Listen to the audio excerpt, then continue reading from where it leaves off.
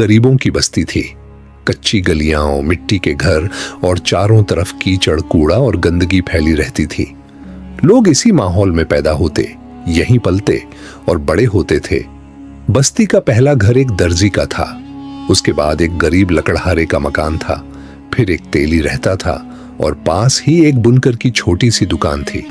दर्जी और तेली किसी तरह कमा लेते थे, लेकिन लकड़हारा अब काम के लायक नहीं रहा था।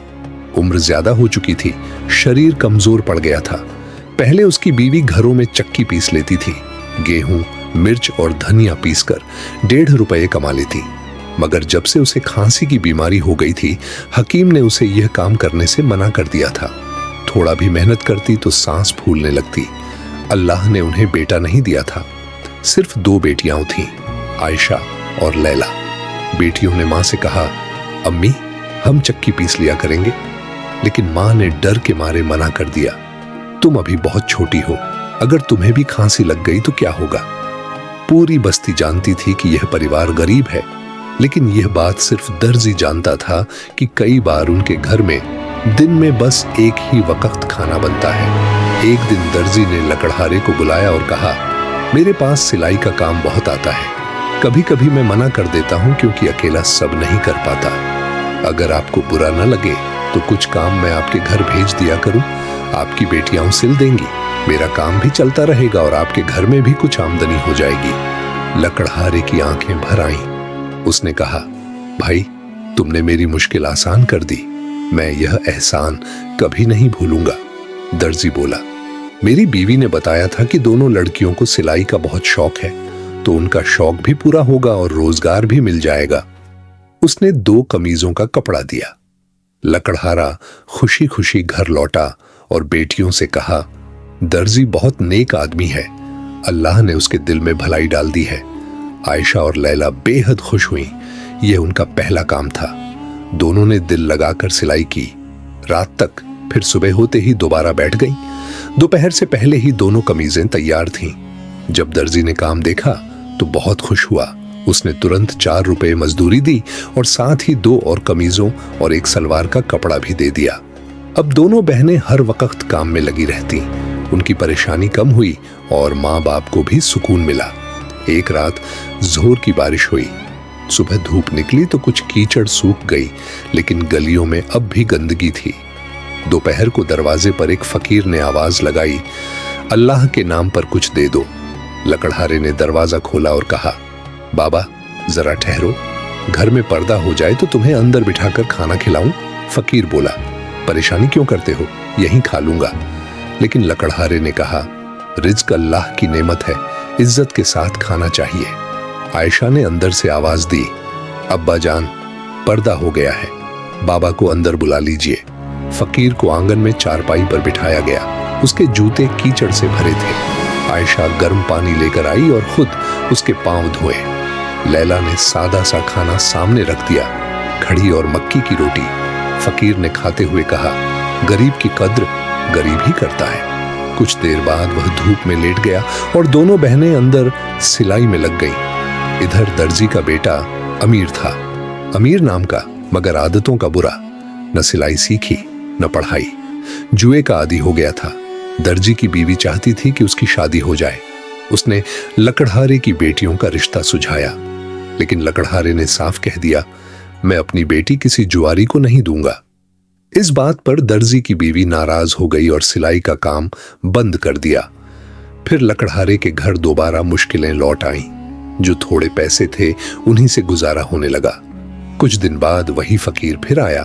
आज उसके बाल पूरी तरह सफेद थे। इस बार घर में सिर्फ सूखी रोटी और चटनी थी। लकड़हारे ने शर्मिंदगी से सब हाल बता दिया। फकीर ने जेब से चांदी के 101 सिक्के निकाले और जबरदस्ती उसे दे दिए। गरीब ही गरीब के काम आता है, ये कहकर वह चला गया। आयशा और लैला देखती रह गईं। उनकी आंखों में आंसू और दिल में शुक्र था। बादशाह सलामत ने कहा, आप कुछ न सोचिए, ये सब कुछ आपका ही है। आपने अनजाने में जो नेकी की है उसका सिला आज खुदा ने मेरे हाथों से दिलवाने का फैसला किया है। लकड़हारा घबराकर बोला, हुजूर मैंने तो कोई बड़ा काम नहीं किया, गरीब आदमी हूं, जो बन पड़ा वही किया। बादशाह ने मुस्कुराकर कहा, वही तो सबसे बड़ा काम है। कुछ अरसे पहले मैं भेष बदलकर फकीर बनकर शहर में निकला था। मुझे यह देखना था कि मेरी रियासत में गरीबों के साथ कैसा सुलूक होता है। बहुत से दरवाजों से खाली लौटा, कहीं रोटी मिली तो ताने के साथ, कहीं पानी मिला तो गालियों के साथ। फिर बादशाह ने लकड़हारे की आंखों में देखते हुए कहा, लेकिन तुम्हारे घर में मुझे सिर्फ रोटी ही नहीं मिली, इज्जत मिली, अपनापन मिला। तुम्हारी बेटियों ने मुझे अपने बाप जैसा समझा, भूखे रहकर भी मुझे खिलाया, नंगे रहकर भी मुझे ढकने का ख्याल किया। यही दौलत सबसे बड़ी है। लकड़हारे की आंखों से आंसू बहने लगे। वह कांपती आवाज में बोला, हुजूर, ये तो हमारा फर्ज था। मेहमान को खुदा की नेमत समझते हैं। बादशाह ने कहा, इसी फर्ज ने तुम्हें आज इस तख्त के सामने खड़ा किया है। मैंने फैसला किया है कि आज से तुम इस शहर के अनाज खाने के निगरान होगे। तुम्हें हर महीने वजीफा मिलेगा ताकि कोई गरीब भूखा न सोए। लकड़हारा डरते डरते बोला, हुजूर, मैं पढ़ा लिखा नहीं हूं। बादशाह ने कहा, इंसाफ और रहम किताबों से नहीं, दिल से होता है, और तुम्हारा दिल बहुत बड़ा है। उसी वक्त बादशाह ने हुक्म दिया कि लकड़हारे के लिए पक्का मकान बनाया जाए, उसकी बेटियों की तालीम का इंतजाम किया जाए और उसकी बीवी के इलाज का पूरा खर्च शाही खजाने से दिया जाए। जब लकड़हारा पालकी में बैठकर वापस लौटा तो पूरी बस्ती हैरान रह गई। वही लोग जो कल तक उसकी गरीबी पर तरस खाते थे, आज अदब से झुककर सलाम कर रहे थे। लैला और आयशा दौड़कर अपने अब्बा से लिपट गईं। उसकी बीवी ने सजदे में सिर रख दिया और कहा, या अल्लाह, तू सच में गरीबों का सहारा है। लकड़हारे ने बेटियों के सिर पर हाथ रखते हुए कहा, बेटियों, याद रखना, दौलत दूध से नहीं, नीयत से आती है। जो भूखे को खिलाता है, खुदा उसे कभी भूखा नहीं रखता। और उस रात उस गरीबों की बस्ती में पहली बार भूख नहीं, सुकून सोया। लकड़हारे ने थोड़ा सा हलवा खाया और दिल में खुदा का शुक्र अदा किया। उसने सोचा, मेरे मौला की शान निराली है, वह चाहे तो मिट्टी को भी सोना बना दे। नाश्ते के बाद बादशाह ने कहा, तुमने मुझे पहचाना नहीं। मैं अक्सर भेष बदलकर लोगों का हाल जानने निकलता हूं। 2 बार तुम्हारे दरवाजे पर आया था, एक बार काली दाढ़ी में और दूसरी बार सफेद दाढ़ी में। लकड़हारे को याद आ गया। उसकी आंखें चमक उठी, मगर वह चुप रहा। फिर उसने कहा, मुझे उस दिन बहुत खुशी हुई थी जब आपकी बेटी ने पानी गर्म करके मेरे पैर धोए, मगर पर्दा नहीं हटाया। फकीरों से तो लोग पर्दा नहीं करते, मगर गैर मर्द से पर्दा जरूरी है।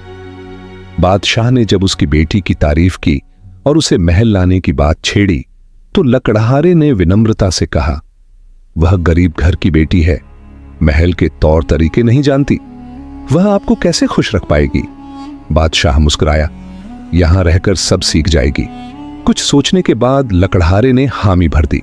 बादशाह इतना खुश हुआ कि उसने 40 थाल तोहफे और 40 गुलाम लकड़हारे के साथ भेज दिए। जब लकड़हारा शान और शौकत के साथ घर लौटा तो उसकी बीवी और दोनों बेटियां खुशी से झूम उठीं। मोहल्ले के लोग हैरान थे कि एक गरीब पर बादशाह इतनी मेहरबानी क्यों कर रहा है। उसी शहर में एक अमीर सौदागर मेहर साहूकार रहता था। उसने शहर के बाहर एक बेहद खूबसूरत मकान बनवाया था। जब मकान तैयार हुआ तो लोग कहने लगे कि पूरे शहर में इसकी बराबरी की इमारत नहीं। बादशाह ने मकान देखने की इच्छा जताई। मेहर साहूकार ने बड़े अदब से स्वागत किया और अनमोल जवाहरात भेंट किए। बादशाह बहुत प्रभावित हुआ और दोनों के बीच मुलाकातें बढ़ने लगीं। बातों बातों में पता चला कि मेहर साहूकार कुंवारा है और एक सादगी पसंद, पर्दे में रहने वाली, घमंड से दूर लड़की चाहता है। तभी बादशाह को लकड़हारे की छोटी बेटी याद आई। बड़ी बेटी का रिश्ता तो महल में हो चुका था, इसलिए छोटी बेटी का रिश्ता मेहर साहूकार से तय कर दिया गया। कुछ ही दिनों में दोनों बहनों की शादी बड़े धूमधाम से हुई। एक महल में गई, दूसरी आलीशान मकान में। लकड़हारे और उसकी पत्नी के लिए नौकर, नौकरानियां और वजीफा भी तय हुआ। गरीबी के दिन खत्म हो गए और लोग उनकी इज्जत करने लगे, मगर महल में सब खुश नहीं थे। बादशाह की पहली पत्नी मल्लिका जरा अंदर ही अंदर टूट चुकी थी। वह सोचती थी कि बादशाह कभी दूसरा निकाह नहीं करेगा। ईर्ष्या में उसने आयशा को बदनाम करने की साजिशें रचीं। मगर हर बार नाकाम रही। आखिर उसने झूठ का सहारा लिया, एक गुलाम के जरिए झूठी थैली भिजवाई, फिर एक कीमती संदूक में अंगूठी बदलवा दी। लेकिन किस्मत को कुछ और ही मंजूर था। सच सामने लाने के लिए कुदरत ने ऐसा मंजर दिखाया कि हर किसी की रूह कांप गई। झूठ बोलने वालों को सजा मिली और सच बोलने वालों की इज्जत और बढ़ गई। मलिका जरा ने अपने आखिरी लम्हों में अपना गुनाह कबूल किया और माफी मांगी। आयशा ने उसे दिल से माफ कर दिया। आखिर में दोनों बहनें सुकून, इज्जत और चैन की जिंदगी जीने लगीं। यह कहानी लोगों को यह सबक देकर खत्म होती है कि सच चाहे देर से सामने आए, मगर जीत हमेशा उसी की होती है